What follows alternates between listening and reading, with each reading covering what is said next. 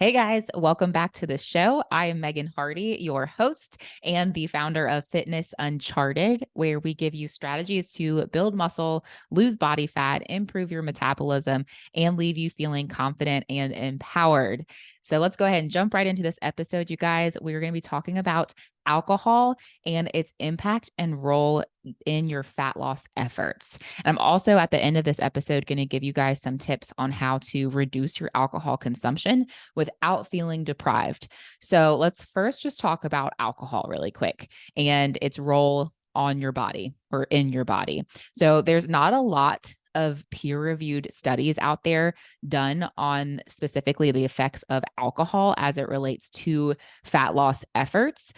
But from my personal experience with my physical body and like real life application working with many clients, we know it to be true that alcohol does affect fat loss efforts. So, for instance, my clients who drink less, who either completely remove alcohol or consume less quantity, less days of the week, they see better results than my clients who drink more often or drink more quantity or more frequently.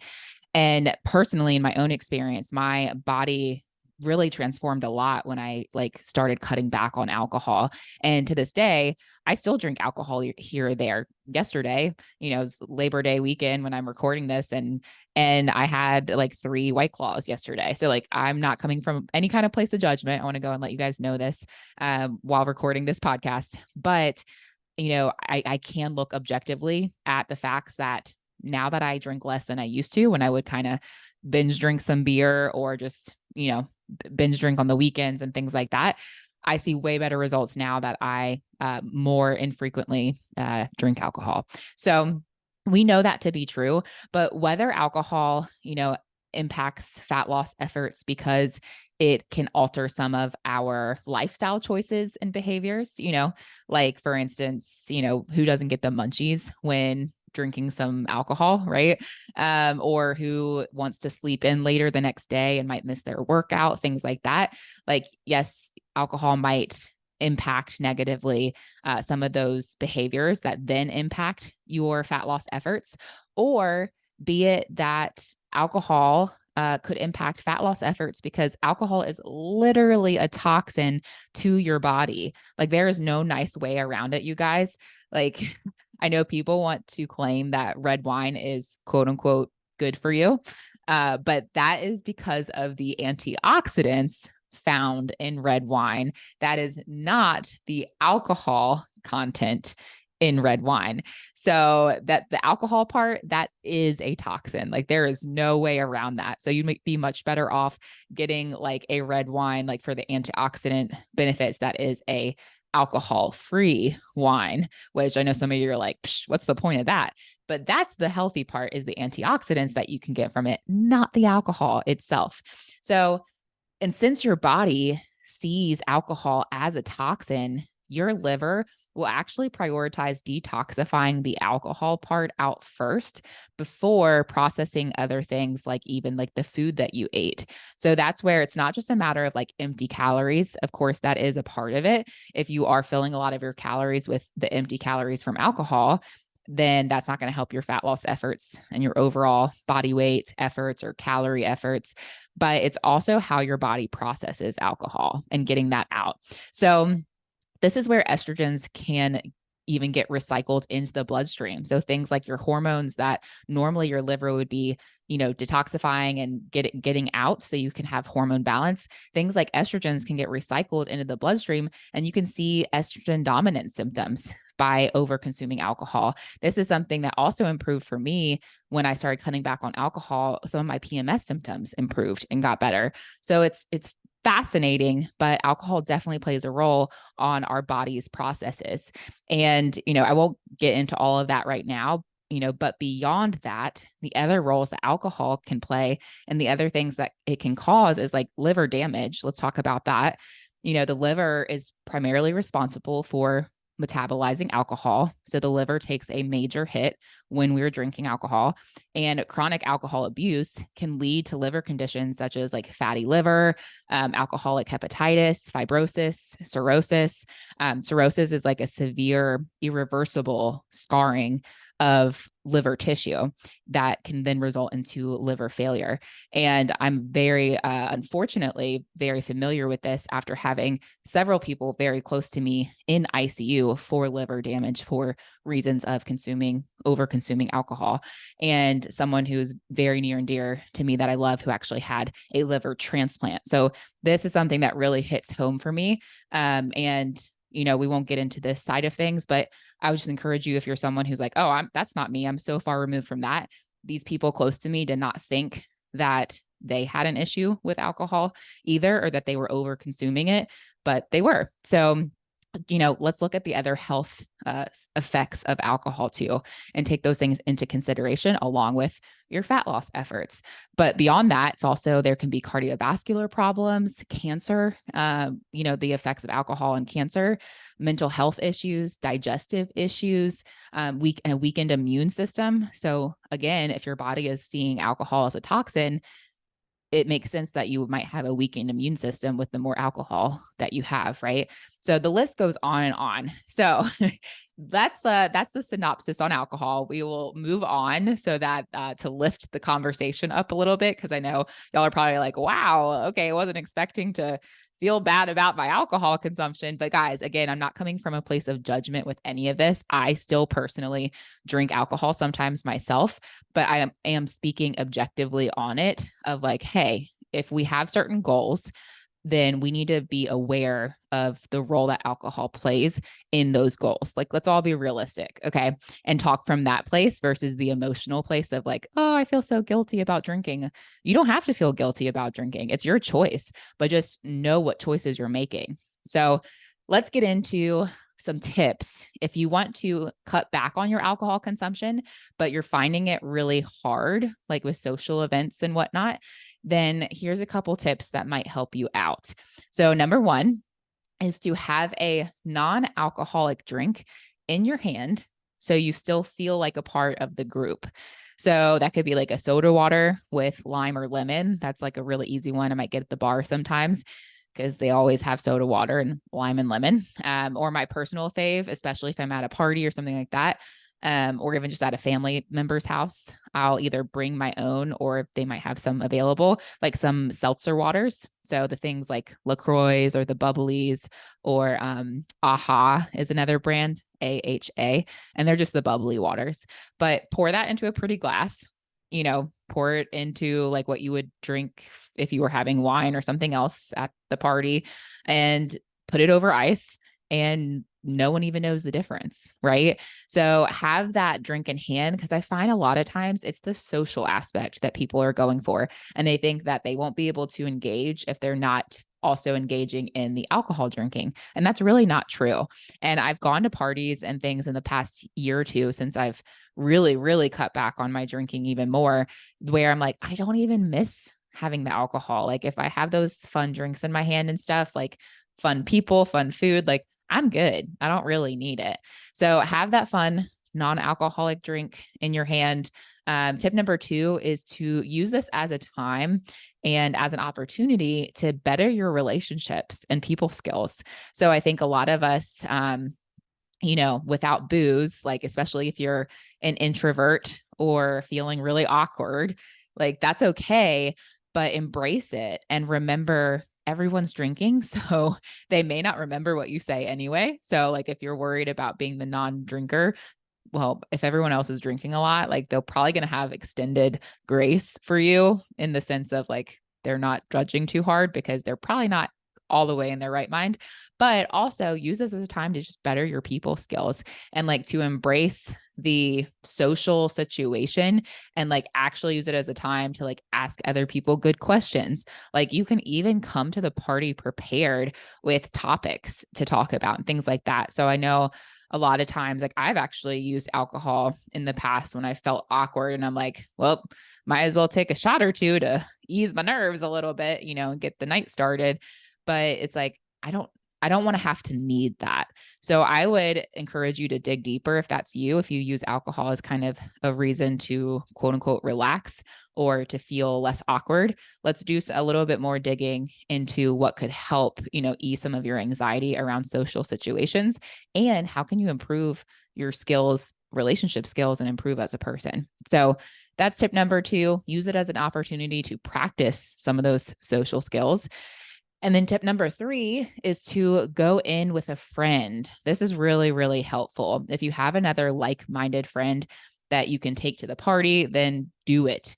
Like someone else who's not drinking. So think, hey, where are your pregnant friends at? They're not drinking. Bring her along, or just someone else who is like-minded. So that way you guys can make a pact and be the sober buddies together. It's so helpful when you have that other person, whether again, that's your friend, or maybe it's your spouse. Like maybe you and your spouse can kind of make this agreement together to go into the social situation, like not drinking this time. Like, and doesn't mean you have to always do that, but you can pick some events that maybe you're not going to drink. You're just going to enjoy the company and the food and have your alcohol-free beverages. So having that buddy to go into the situation is really helpful. So you don't feel like you're on an island on your own. It's actually funny now that I don't drink as much when I'm around my friends who also don't drink. Then when I do have a drink, I'm like, man, and if I'm drinking by myself or my friend who's close to me is not drinking and I do choose to drink, which again is my choice. But then I'm like, I kind of wish I was not drinking like she is. Like, I don't really know why I'm drinking. I kind of wish I wasn't. And then I kind of, it's because I'm like, you kind of become like the people you're around, right? So having that person is really helpful. And then also tip 4, I think we're on number 4. If anyone asks you why you're not drinking, remember that you don't owe any explanations unless you want to. So this is one thing that I've learned over the years. Like, sometimes people can feel awkward as far as like why they're not drinking, and they don't want to have to answer people's prodding or questions and all of that. But one of my favorite responses when someone asks if I need a drink or I want a drink or if I'm drinking is I'll just say, oh, I've got one. Thanks. Easy peasy. Or I'm good for right now. Thanks. And no explanation required. Like you do not have to go into an elaborate explanation of why you're not drinking or what drink you're going to drink when you do get a drink. Like, no, that's just literally if you've got one in your hand and it's a bubbly, like an alcohol-free LaCroix or something like that, you can say, oh, I've got one. Thanks. Or I'm good right now. Thanks. And you can literally leave it at that. No explanation required. And I will also say if you're around the right people, and you say that you're not drinking, like if you do want to let them know, like, I'm actually not drinking tonight. If you're around the right friends and the right group of people, they will not belittle you for that or antagonize you about not drinking. So if your friends are people who will try to peer pressure you into drinking, I would also encourage you to surround yourself with other people that are moving in the direction that you want to be moving in, if that's towards less alcohol. Because I know in my circles now, they look much different than my circles before. And that's been intentional because I'm moving in a certain direction and I'm not the person anymore that wants to binge drink all the time. So like I'm moving towards friend groups who are like-minded in that. And it's really, really helpful. So I'm not saying you have to go get rid of all your friends either, but we are the sum of the 5 people that we hang around the most, right? So just keep that in mind too. And if you tell someone or your friends at the next party that you're not drinking and they give you a hard time, like take that, kind of put that in your mind and just remember that and be like, like, okay, they're not moving in the direction that I want to go in right now. So tip number 5, moving on, is if you are choosing to not drink, because maybe let's say you have a health goal, like physical or mental, you have some health goal, right? If you're choosing to not drink, remind yourself of the payoff that you'll get by not drinking. So think things like healthier metabolism. Your metabolism is going to be working better if you're not drinking because of all the reasons we talked about at the beginning of the episode. You're going to have a lower stress response. So since alcohol is literally a toxin in the body, it's also very stressful for your body. So if you're someone who's under high stress already, you're adding insult to injury by drinking alcohol. So if you don't drink, you're going to have a lower stress response. You're going to have happier hormones, like I mentioned earlier as well. Like your body, if it's prioritizing detoxifying the alcohol, it's probably recycling hormones and things like that that may cause some hormone imbalances. So you'll have happier hormones if you're not drinking. You'll have more mental clarity. We all probably know or can think off the top of our head a situation where we didn't have great mental clarity, either the day that we were drinking alcohol or even the following day or following couple days where we just feel like, a little off, a little foggy, a little fuzzy. So if you're not drinking, you'll have more mental clarity. You'll have less brain fog. You'll get better sleep. This especially goes to my ladies in perimenopause or menopause, but really in general. I mean, I'm 30 and right now, as I record this, and like now, if I drink alcohol, my sleep is very disrupted at night. Even if it's just like 2 glasses of wine, I wake up hot. I get bad sleep. I might feel like I pass out easily, but I'm not actually getting quality sleep. So I always know if I choose not to drink, that I'm going to get a better night of sleep. And that's some incentive for me anyway. And also you'll have less snacking probably, right? Because again, we all know we get the munchies when we have alcohol.